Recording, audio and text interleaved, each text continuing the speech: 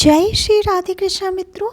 आइए आज हम इस वीडियो के माध्यम से जानते हैं कि ऐसी वो कौन सी चीज़ें हैं जो कन्या पूजन के समय हमें कन्याओं को खाने के लिए नहीं देनी चाहिए, और साथ ही जानते हैं कि जौ क्यों सूख जाते हैं, क्यों आपके जौ में हरियाली नहीं आती है, आखिर ये क्या संकेत देता है। नवरात्रि में जो अखंड ज्योति जलती है उसकी वाती का हम क्या करें, साथ ही साथ यह भी जानते हैं कि नवरात्रि में जो कलश के नीचे चावल रखे जाते हैं उनका हम क्या करें, नारियल का क्या करें और बचे हुए तेल का क्या करें। और अंत में मैं बताऊंगी कि कन्या पूजन कैसे करें और क्या है शुभ मुहूर्त। आज का वीडियो बहुत ही सुंदर होने वाला है। आपको कहीं भी जाने की ज़रूरत नहीं पड़ेगी। आपको समस्त जानकारी नवरात्रों के बारे में इस एक वीडियो के माध्यम से मिल जाएगी। खासकर कन्या पूजन कैसे करना है, सप्तमी कब है, अष्टमी कब है, नवमी कब है, समस्त जानकारी इस वीडियो में हम आपको दे रहे हैं।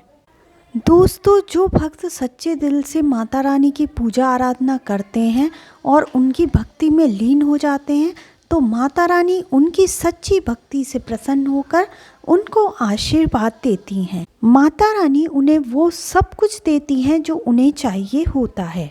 माता लक्ष्मी दोनों हाथों से धन की वर्षा करती हैं। माँ दुर्गा उसी पर अपनी कृपा दृष्टि बनाती हैं जो नवरात्रों में खास तौर पर माता की सेवा में लग जाता है। देखिए, माता की सेवा में आपको बिल्कुल भी कंजूसी नहीं करनी है। दिल खोलकर माता रानी की सेवा करें। जितना हो सके माँ को प्रसन्न करने में लग जाएं। साल भर के इस त्योहार में माता धरती पर आती हैं और उसी पर कृपा दृष्टि बनाती हैं। जो माता को सच्चे हृदय से प्रसन्न करता है उसे रंग से राजा ही बनाकर जाती हैं, फिर चाहे वे राजा हो या भिखारी। माँ की नज़रों में वह सबसे बड़ा होता है जिसकी भक्ति में प्रेम, आस्था और माँ के प्रति सच्ची लगन हो। इसीलिए माँ की भक्ति में आनाकानी नहीं करनी चाहिए। दोस्तों, अगर दोस्तों आपने अभी तक हमारे चैनल हिंदू कथा सागर को सब्सक्राइब नहीं किया है तो सब्सक्राइब कर लें और बेल आइकन को भी प्रेस कर दें ताकि हमारे आने वाले वीडियोस की नोटिफिकेशन आपको समय पर मिल सके। वीडियो को लाइक करें और सच्चे हृदय से कमेंट बॉक्स में जय माता दी अवश्य लिखें। दोस्तों, सबसे पहली बात, नवरात्रि में हम एक माटी के प्याले में जौ भरते हैं ताकि हमारे घर में सुख शांति बनी रहे और माता प्रसन्न हो जाएं। जौ जब हरे भरे होते हैं तो घर में हरियाली आती है और सुख समृद्धि की प्राप्ति होती है। और जब जौ हरे भरे होते हैं तो समस्त देवी देवता खुशियां मनाते हैं और घर की उन्नति के लिए आशीर्वाद देते हैं। हरे भरे जौ में साक्षात माता रानी अपने 9 स्वरूपों के साथ खेलती हैं और घर में सुखों की बारिश करती हैं तथा धन की बारिश करती हैं। जिस घर में जौ के अंदर से हरियाली नहीं आती तो उस घर में पहले ही पता चल जाता है कि अब आपके घर में गरीबी आने वाली है तथा परेशानियां आने वाली हैं, क्योंकि आपने पूजा पाठ में कोई ऐसी गलती कर दी होगी जिसके कारण जौ में हरियाली नहीं आ पाई है। देखिए, आपको बता दें, हैरानी की बात यह है कि बिना पानी के माटी में जौ डालते ही उग जाते हैं, वह भी बिना देखभाल के हरे हो जाते हैं। जब हम कलश स्थापना करते हैं और जौ उगाते हैं तो यह बहुत ही सोचने समझने वाली बात है कि आपकी देखरेख में जबकि आपने पानी बराबर डाला, परिवार ने अच्छे से देखा, फिर भी ऐसा होने के बाद जब उसमें जौ नहीं उगे और हरियाली ना निकले तो समझ जाइए साक्षात माता रानी आपसे नाराज़ हैं, क्रोधित हो चुकी हैं। माता रानी अपनी संतान को सदैव माफ़ कर देती हैं। आप सच्चे हृदय से माता रानी से माफ़ी मांग लें। माता करुणामयी हैं और अपने भक्तों को, अपने बेटों को वह सदैव माफ़ कर देती हैं। जौ में कम हरियाली आना मतलब घर में धीरे धीरे खुशियों का वास होना। ज़्यादा हरियाली आने पर धन की बारिश होगी। तेजी से व्यापार दिन दुगनी रात चौगनी बढ़ेगा। कई लोग जौ में डेली पानी डालते हैं, जो कि गलत है। इसमें पानी नहीं डाला जाता बल्कि पानी का छींटा मारा जाता है, इसलिए जौ सड़ जाते हैं, खराब हो जाते हैं। इसलिए ऐसा नहीं करना चाहिए। इसी कारण से हरियाली नहीं आ पाती। ज़्यादा पानी डालने से ये खराब हो जाते हैं।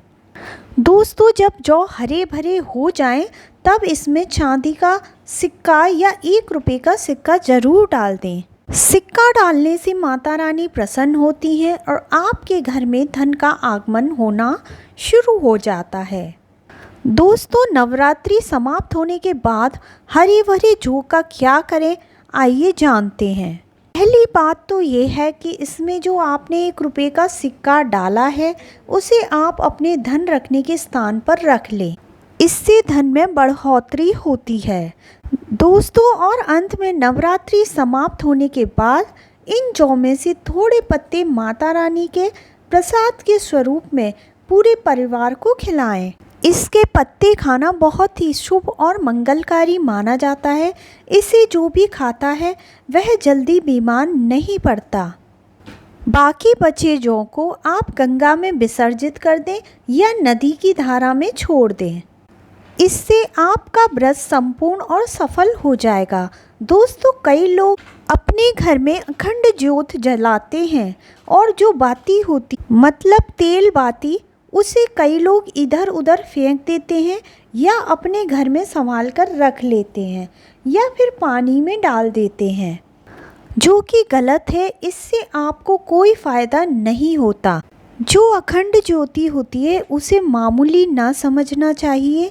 ये बुझने के बाद भी जागृत अवस्था में होती है। इसमें साक्षात माँ दुर्गा का वास होता है। यह चैतन्य अवस्था में होती है अथवा जागृत होती है। दोस्तों, नवरात्रि समाप्त होने के बाद इसके बचे हुए तेल को आप बच्चों की मालिश करने के लिए रखें और आप भी इससे मालिश करें।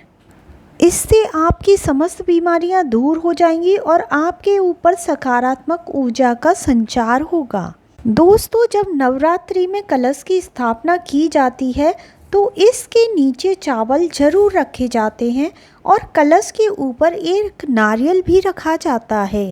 ऐसे में हम इन दोनों चीज़ों का क्या करें, आइए जानते हैं। कलश के ऊपर जो नारियल होता है उसे आप बिल्कुल भी तोड़ें ना, और अगर आप माता रानी के प्रसाद के रूप में बांटना चाहते हैं तो एक नारियल माता के लिए अलग से प्रसाद रूप में रखें और उसको फोड़कर आप कन्याओं में बांट दें और आप भी माता रानी के प्रसाद के स्वरूप में ग्रहण कर लें। और कलश पर रखे हुए नारियल का आप नदी में विसर्जन कर दें। और दोस्तों, जो कलश के नीचे चावल रखे जाते हैं उन्हें आप थोड़ी हल्दी में पीला करके एक लाल कपड़े में बांधकर अपने धन रखने के स्थान यानी तिजोरी में रख सकते हैं या अपने पर्स में रख सकते हैं। इससे तेजी से धन बढ़ता है, माता लक्ष्मी की कृपा प्राप्त होती है। और बाकी के चावल को आप पक्षियों को डाल दें या फिर गंगा में विसर्जित कर दें। और जो जौ होते हैं उन्हें भी आप गंगा में विसर्जित कर दें। ऐसा करने से नवरात्रि का संपूर्ण फल प्राप्त होता है और व्रत रखने का फल शीघ्र ही मिलता है। और दोस्तों, आपको भूल कर भी यह गलती नहीं करनी चाहिए कि आप गंगा में कचरा, धूप बत्ती, डिब्बे, माचिस के डिब्बे आदि डाल देते हैं, जो कि आपको बिल्कुल नहीं करना चाहिए। सड़े गले फूल गंगा में नहीं डालना चाहिए। इससे उल्टा व्यक्ति नरक में चला जाता है और परिवार में गरीबी का वास हो जाता है। आपको इन सभी सामग्रियों को गड्ढा खोदकर ज़मीन में गाड़ देना चाहिए। अगर आप ऐसी चीज़ें गंगा में डालते हैं तो कहते हैं कि माँ गंगा आपसे रुष्ट हो जाती हैं और वो आपको श्राप देती हैं। इसलिए ऐसा घोर पाप आपको कभी भी भूलकर भी नहीं करना चाहिए। इसके पीछे एक पौराणिक कथा है जब गंगा मैया भगवान शिव से शिकायत लेकर पहुंची, तब भगवान शिव ने कहा कि जो मनुष्य गंगा को मैला करेगा वह कभी भी पवित्र नहीं कहलाएगा, वह हमेशा नरक में भटकता रहेगा, उसे मोक्ष प्राप्त नहीं होगा, वह नरक की भांति इस पृथ्वी लोक में भ्रमण करता रहेगा। इसीलिए गंगा को कभी भी मैला नहीं करना चाहिए, नहीं तो आपका समस्त पुण्य नष्ट हो जाएगा, आपका पुण्य भूत पिशाच को प्राप्त हो जाएगा। दोस्तों, अगर आपको माता रानी की चुन्नी उपहार में मिली है, जैसे जागरण आदि से या किसी पंडाल से या धार्मिक यात्रा से, तो ऐसी माता की चुनरी बहुत ही शुभ मानी जाती है। इससे आपका वैवाहिक जीवन सफल हो जाता है। माता रानी की चुनरी को आप संभाल कर रखें। इसे आप करवा चौथ पर, वट सावित्री व्रत आदि में या किसी पर त्योहार में अवश्य पहनें। इसमें माता रानी का आशीर्वाद होता है जो आपको प्राप्त हुआ है। ऐसी चुनरी सदैव संभाल कर रखनी चाहिए, क्योंकि माता की चुनरी सदैव जागृत अवस्था में होती है, इसे मामूली ना समझें। नवरात्रों में चाहे कुछ भी कर लेना, लेकिन यह कार्य जरूर करना। बिन पूजा पाठ के ही सारा फल मिल जाता है। आप चाहे कुछ करें या ना करें, लेकिन नवरात्रों में यह एक काम जरूर कर लें। माता रानी खुद आपके घर चलकर आएंगी। स्कंद पुराण में भी लिखा है और देवी पुराण में भी इसका वर्णन मिलता है। माता रानी जितना पूजा पाठ से प्रसन्न होती हैं, उतना ज़्यादा कन्या को भोजन कराने से हो जाती हैं, क्योंकि कन्याओं को देवी का स्वरूप माना जाता है। और जो कन्याएं होती हैं नवरात्रि के समय में, यह साक्षात नव दुर्गा का स्वरूप हो जाती हैं। नवरात्रि के दौरान आपको एक पुष्प का पौधा जरूर लगाना चाहिए। हमारे धर्मशास्त्रों में कहा गया है कि अगर कोई व्यक्ति मंदिर के पास सफ़ेद मदार का पौधा लगाता है और उसका फूल शिव मंदिर में चढ़ाता है, तो उसे स्वर्ण दान के बराबर पुण्य फल की प्राप्ति होती है। मदार का पौधा लगाने से जो फूल खिलते हैं, उन्हें देवी देवताओं को चढ़ाने से पुण्य फल आपको मिलता है। जो व्यक्ति फूल चढ़ा रहा है उसे आधा पुण्य मिलता है और आधा पुण्य पौधा लगाने वाले को मिलता है।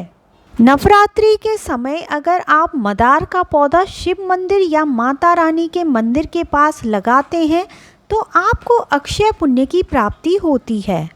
इसमें किसी पूजा पाठ या व्रत की आवश्यकता नहीं होती, सिर्फ फूलों का पौधा लगाना होता है। श्रेणी में मदार, सदाबहार और कन्नेर के पौधे आते हैं, जो हमेशा फूलते रहते हैं, और कन्नेर के पौधे को माता पार्वती का स्वरूप माना गया है। सफ़ेद कनेर का पौधा लगाना अति उत्तम होता है और इससे माता रानी प्रसन्न होती हैं, जिससे गौदान के बराबर फल प्राप्त होता है।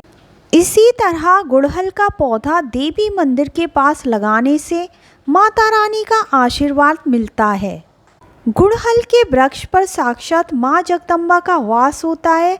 अगर नवरात्रि के दौरान आप गुड़हल के फूल की माला पिरोकर माता रानी को चढ़ाते हैं, तो आपकी सभी मनोकामनाएं पूर्ण होती हैं। अगर आप नवरात्रि के दौरान व्रत नहीं कर पा रहे हैं, तो भी गुड़हल का फूल चढ़ाने से व्रत का पूरा फल मिलता है।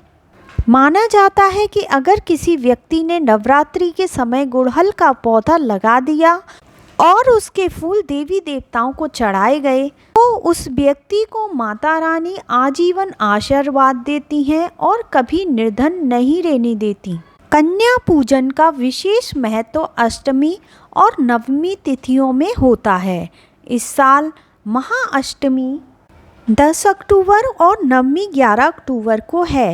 इन दोनों तिथियों में कन्या पूजन अवश्य करना चाहिए और कन्याओं को भोजन खिलाना चाहिए। शास्त्रों के अनुसार नवरात्रि के 9 दिनों में माता रानी का पूजन और कन्या पूजन करने से सभी कष्ट दूर हो जाते हैं और माँ अभय वरदान प्रदान करती हैं। कन्याएं स्वयं जगदम्बा देवी का स्वरूप माना जाता है। कन्याओं का पूजन करने से 33 कोटि देवी देवताओं का आशीर्वाद मिलता है।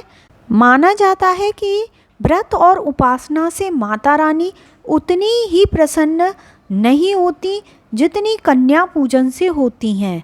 नवरात्रि के दौरान कन्याओं को प्रसन्न करने के लिए उन्हें भोजन और उपहार दिए जाते हैं।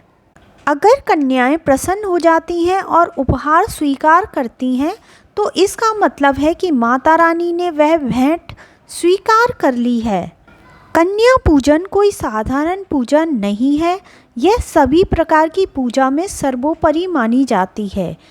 एक बार कन्या पूजन करने से हजारों यज्ञ और तीर्थ यात्राओं का पुण्य प्राप्त होता है, इसीलिए कभी भी कन्याओं को सताना नहीं चाहिए। नवरात्रि के समय 2 से 10 साल तक की कन्याओं का पूजन होना चाहिए। अष्टमी और नवमी को कन्याओं के पैर धोकर उनको भोजन कराया जाता है और उपहार दिए जाते हैं। इस दिन कन्याओं को घर बुलाकर उनका पूजन करना बहुत शुभ माना जाता है। कन्या पूजन के समय याद रखना चाहिए कि उनकी थाली में 3 पूरियां कभी भी नहीं रखें, क्योंकि इसे अशुभ माना जाता है। 3 पूरियां मरने वाले व्यक्ति के लिए निकाली जाती हैं, इसलिए इस संख्या से बचें। भोजन में खीर, पूरी, हलवा, चना, आलू की सब्जी और छोले खिलाना चाहिए।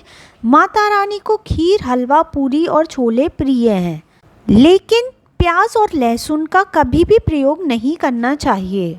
कई लोग कन्याओं को कुरकुरे और चिप्स जैसे पैकेट देते हैं, लेकिन यह घोर अनर्थ माना जाता है क्योंकि इनमें लहसुन और प्याज का इस्तेमाल होता है। इससे आपका व्रत खंडित हो सकता है और माता रानी क्रोधित हो सकती हैं, इसलिए कन्याओं को डिब्बाबंद चीज़ें देने से बचना चाहिए। दोस्तों, कई लोग कन्या पूजन में खाना घर पर नहीं बनाते हैं और मार्केट से रेडीमेड लाकर ही खिलाते हैं तथा दही जलेबी खिलाते हैं, जो बिल्कुल भी शुभ नहीं माना जाता है। माता रानी दही जलेबी नहीं, आपके हाथों का बना भोजन खाना चाहती हैं। फिर चाहे आप घर में एक ही पूरी क्यों ना बनाएं माता के लिए, पर आप स्वयं ही अपने